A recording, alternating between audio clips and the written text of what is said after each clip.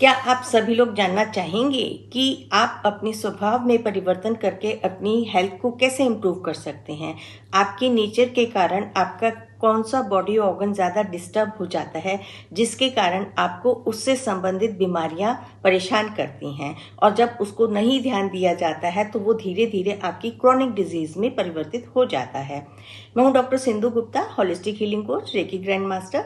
हम natural therapies में ही आप लोगों के साथ शेयर करते हैं कुछ ऐसी जानकारी, यदि आप उसमें को समझ के अपने जीवन में, अपने जीवन शैली में बदलाव लाएंगे तो आपको बीमारियां कम से कम परेशान करेंगी और आप स्वयं को स्वस्थ रख पाएंगे। तो अपने आप को हेल्दी रखना हम समझते हैं कि हमारे अपने ही हाथों में है।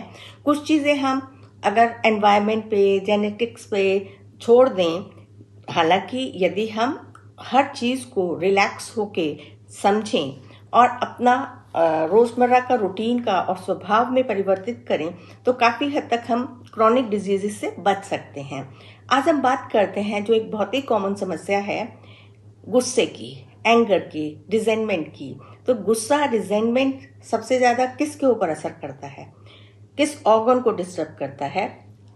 आप पहले इससे संबंधित बीमारियां समझें, सुने कि यदि आपको बहुत ज़्यादा गुस्सा, इरिटेबिलिटी रहती है और रिजेंटमेंट आपके अंदर रहता है, हमेशा आप बात बात पे इरिटेट हो जाते हैं, छोटी छोटी बातों पर भी, तो आप सबसे ज़्यादा जो परेशानी होगी, आपको बहुत हेडेक रहता होगा, सर दर्द की समस्या आपको बहुत ज़्यादा परेशान करती होगी, आपको हाई बीपी होने की संभावना है, डाइजेस्टिव डिसऑर्डर्स आपको ज़रूर होते होंगे, पेनफुल पीरियड्स होते हैं लेडीज़ में। यदि लेडीज़ में ये स्वभाव होता है कि बहुत ज़्यादा इरिटेट और गुस्सा करने वाली नेचर होती है, तो उनके पीरियड्स में उनको अक्सर करके बहुत पेन पाया जाता है और उनको इरेगुलर पीरियड्स की भी शिकायत होती है।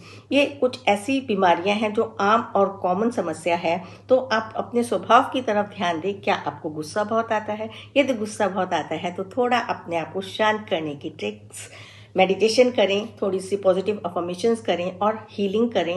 रेकी सीख सकते हैं तो रेकी करें और अपनी डीप ब्रीदिंग, जितनी आप डीप ब्रीदिंग मेडिटेशन अपनी श्वासों पे फोकस करेंगे तो आप देखेंगे कि आपके स्वभाव में धीरे धीरे परिवर्तन आता चला जाएगा।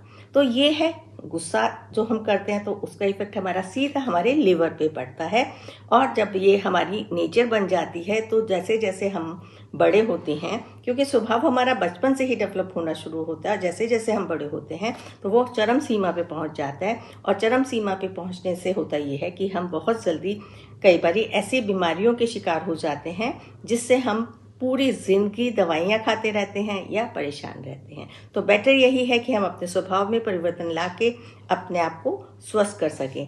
आज हमने बताया आपको लिवर के बारे में। अगली कड़ी में हम आपके साथ जुड़ेंगे किसी और नए ऑर्गन के बारे में कि कौन सा ऑर्गन हमारे किस इमोशन के ऊपर काम करता है, जिससे हम अपने उस इमोशन को चेंज करके उस अपने बॉडी ऑर्गन को हेल्दी रख सकें। इस कड़ी में हम सभी ऑर्गन्स की बात करेंगे, तो जुड़े रहें हमारे इस पूरी कड़ी के साथ और साथ साथ अपने व्यूज़ भी हमारे साथ ज़रूर शेयर करें कि ये कड़ियाँ आपको कैसे लग रही हैं और क्या आपने वो अपने जीवन में अपनाया और उसको अपनाने के लिए तैयार हैं। कमेंट बॉक्स में भी उसको आप यस लिख के हमारे को बताएं। मिलेंगे